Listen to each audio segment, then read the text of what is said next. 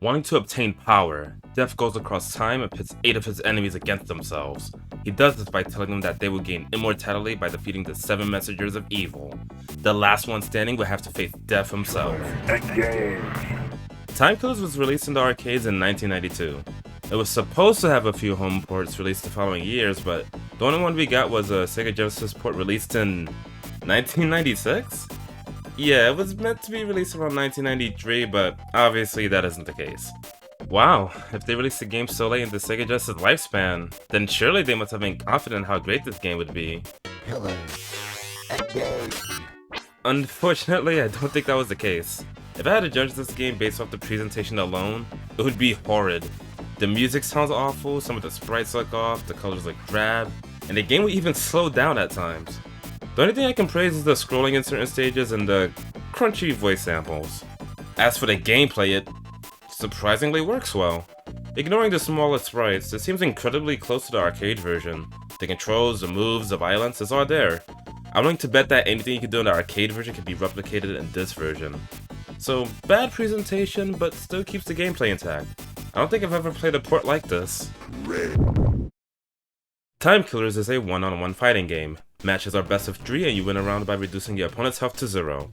As you deal damage, the opponent's bar will fill up. If their health is green, that means they have more health than you. If their health is red, that means they have less health than you. To defeat your opponent, you have to fill their health bar to max by dealing damage. I know that sounds confusing, but I don't know how else to word it. If it helps, you can pretend that both players have black health bars that go down when taking damage. We will need to know how to fight in order to win, so let's go over the controls. For this guide, I'm going to assume that you're using a 6-button controller. You do not want to use a 3-button controller since certain moves will become impossible to perform in that case. So the controls are X, which is back arm, Y is weapon arm, Z is head, A is back leg, B is weapon leg, and C is block. Considering you have to hold back to block, you might think this is a 5-button fighter. However, there are 2 more attacks you can perform in this game, making this a 7-button fighter. These will perform by either pressing both arms or both legs at the same time. Since back arm and both arms have the same abbreviation, I'll list the buttons as follow. X is light punch, Y is medium punch, Z is head, A is light kick, B is medium kick, and C is block. You can perform a heavy punch by pressing LP and MP, or a heavy kick by pressing LK and MK. Now that you know the controls, we can talk about offense.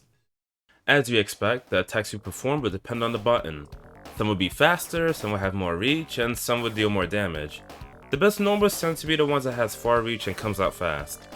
The reason is because combos in Time Killers do not exist. If you try to hit the opponent again after landing a blow, they can either retaliate or block immediately after the first hit. Because of this fact, Time Killers is actually a game where you have to focus on making accurate and safe strikes in order to play well. And I can't stress the safe part enough. There are some attacks in this game where landing them will allow the opponent to act before you recover. So not only do you have to make sure your attacks land, but you also need to know which attacks give you an advantage and which attacks can leave you open. Can you only perform normal attacks? Of course not. For starters, all characters have access to a death move. This is done by pressing both punches and kicks at the same time, and if you're playing on a 3-button controller for some reason, it's all 3 buttons. The range and speed of this move will depend on the character. As for the damage, it can outright end the round. If you perform the death move and it lands a clean hit to the head, it will kill the opponent instantly. However, if you don't get a clean hit, it will only deal a decent amount of damage. This can make death moves a risky option since some will leave you wide open if you don't end the round. The only way to land these consistently is to dizzy the opponent. This is triggered by landing blows to their head and can only happen once per round. If you can dizzy the opponent, you have plenty of time to land your death move, granted you didn't hit them out of dizzy by accident. If you perform your death move up close while the opponent is dizzy, you will perform a finisher that will dismember their arms and head. Outside of this giving more points, it's more consistent than using a death move since you don't have to worry about landing a clean hit. You can also perform special moves in this game. These are done by doing a motion or by pressing a combination of buttons. Moves like low I-beam are easy to perform, but moves like chain ride are a bit more difficult to do. You won't be using all of a character's moveset since some moves are very risky and not worth using.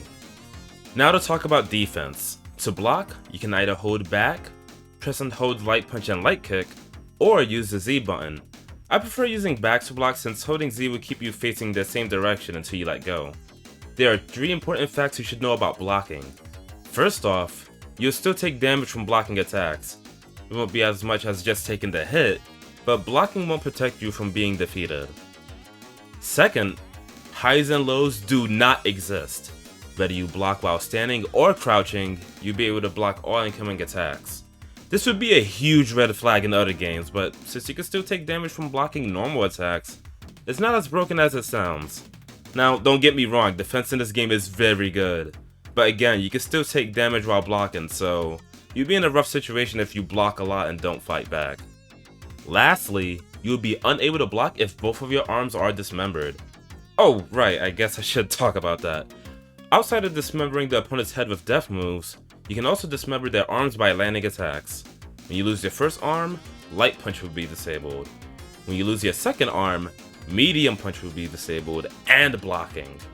Not only that, but losing an arm or two will disable certain moves that require these arms, such as being unable to perform your death move if both arms are lost. This is yet another reason why landing accurate blows and having good defense is important. From here, I'm going to quickly go over a few things I haven't mentioned yet. If you want a more detailed guide that explains almost everything about this game in greater detail, you can check out the link in the description below. Flailing is done by pressing the same attack button repeatedly. This will make the character repeat that attack until you stop pressing the button. This can be useful when you're facing an opponent that likes to mash buttons after getting hit. To flail with heavy attacks, you have to alternate between the light and medium attacks right after performing a heavy attack. Clashing occurs when both weapon attacks collide. This will cancel the attacks out, but in some situations, you can jump or go into another attack right after. Counter hits are self-explanatory. These are done by hitting the opponent during their attack animation. They'll deal more damage than usual, and this will be very noticeable if you're the type to spam your death move over and over. In this situation, your health will melt like butter if the opponent keeps hitting you out of them. As mentioned earlier, blocking with the Z button can be weird since holding it will make you face the same direction, but I also mentioned that it can be used to block cross-ups. In case you don't know, cross-ups are attacks that hit you on the other side, so instead of holding back to block, you now have to hold forward instead. But since there's a block button, you can technically use it to block cross-ups without having to guess which side they'll hit from.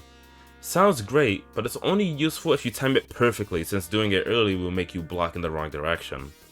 Some attacks will hit multiple times on block, but in some cases, matching that attack on block will make it land more hits than usual. You can try this with attacks like Mantas's Jump Light Kick or Matrix's Jump LP. Coming up is the no miss run on the hardest difficulty. Unlike Primal Rage, you don't have to completely resort to the cheapest strategies in order to win. That said, it was difficult to make this look interesting. The CPU feels very random at times and it's hard to think of a consistent strategy other than use your best attacks. In any case, I hope you enjoyed the run, and I'll see you at the end for when I give my closing thoughts on this game.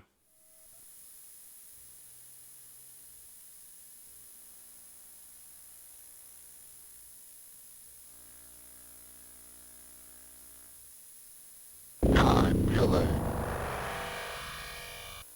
Engage.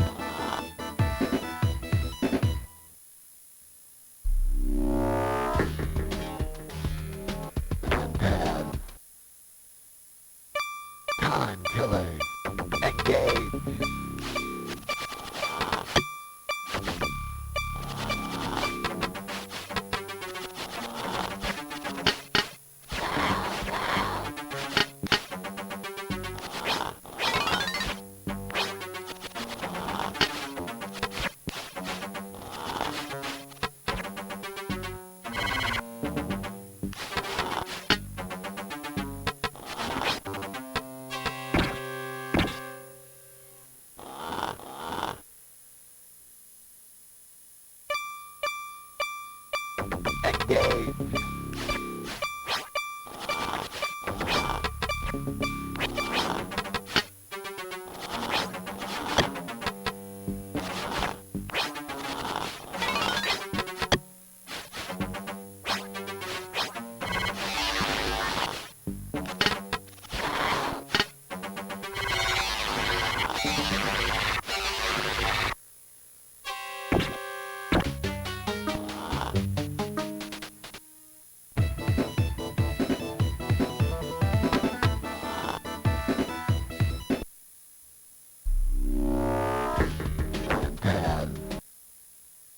Time killer. Engage.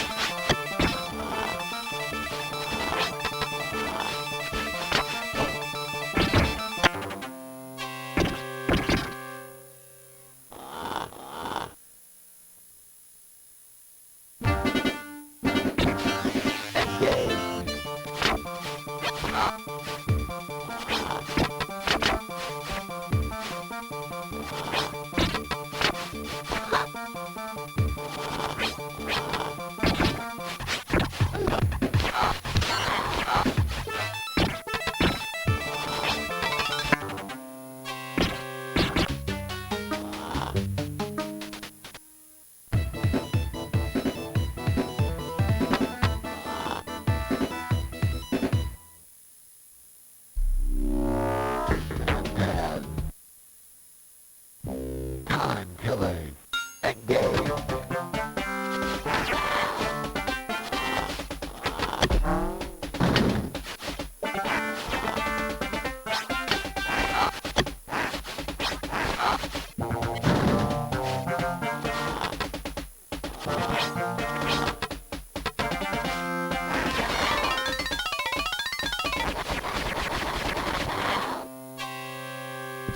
Excalibur!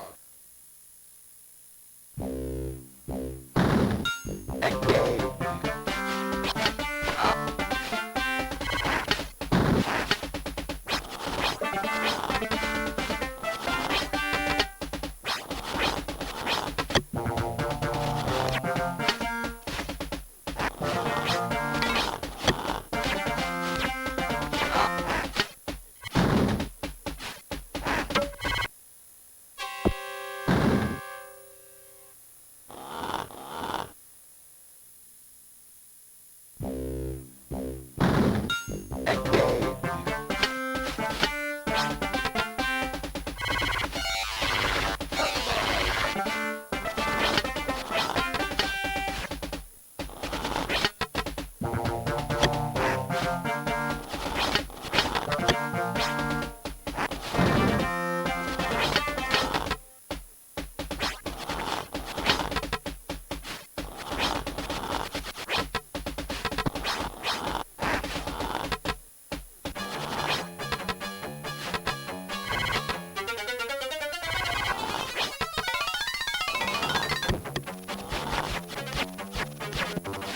Gunman pad.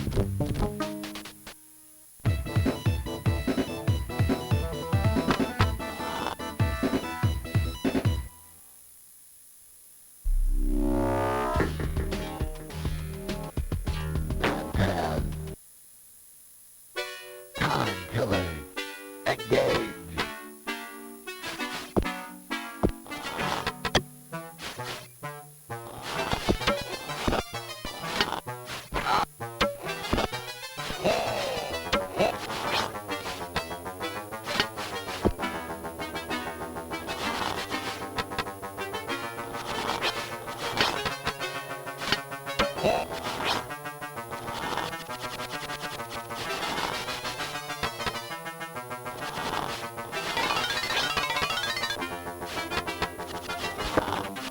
Well done, man.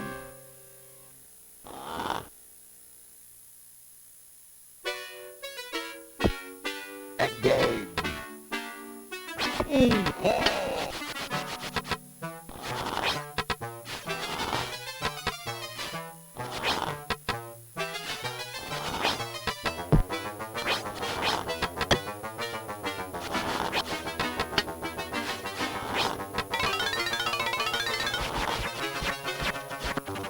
Thumb and pad. And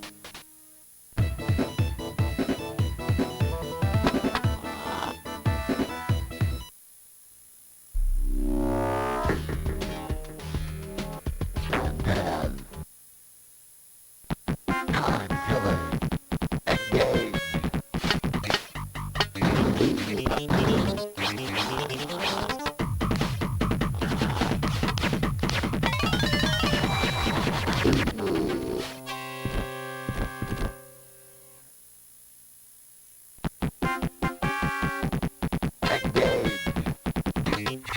I am the immortal.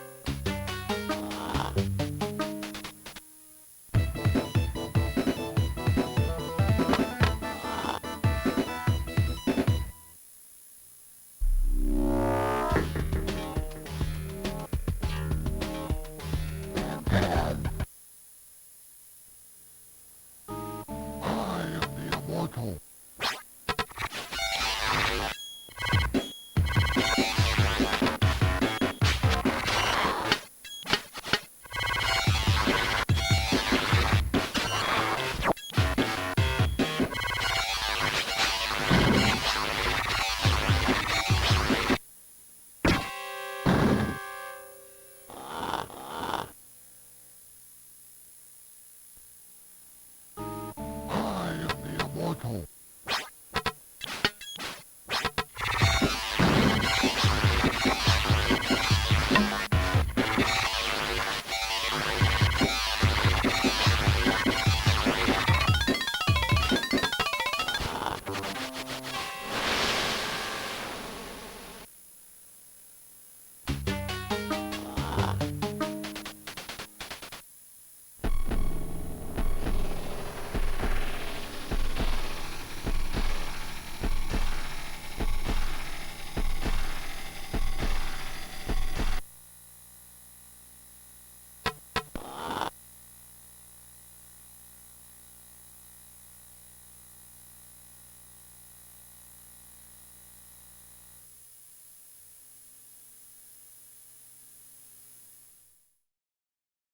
Now, what I'm about to say is my opinion first and foremost. It's fine if you disagree, and it's not something you should blindly agree with before trying the game out yourself.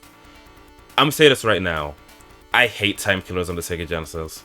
Is that because this is supposedly one of the worst fighting games on the system? I mean, the fighting itself is actually fun, and I've played far worse fighting games than this.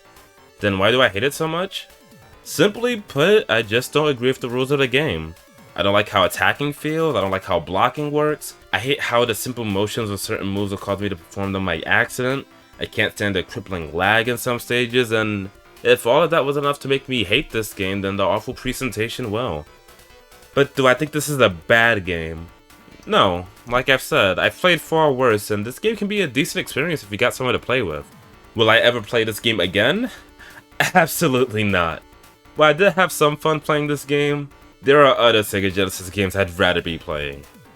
I know this game might have been impressive if it came out in 1993 on the Master System, but the fact is that it was sold to customers in 1996 on the Sega Genesis. Outside of money or them not wanting their hard work to go to waste, there was no reason for this game to ever be released. And when you consider the games that came before it, that is disgraceful.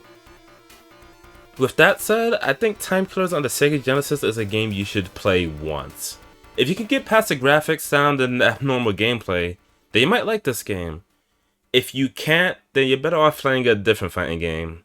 Or at the very least, find a way to play the arcade version instead. Thanks for watching. I know I sounded bitter at the end, but getting through a game that I didn't like to begin with took a lot out of me.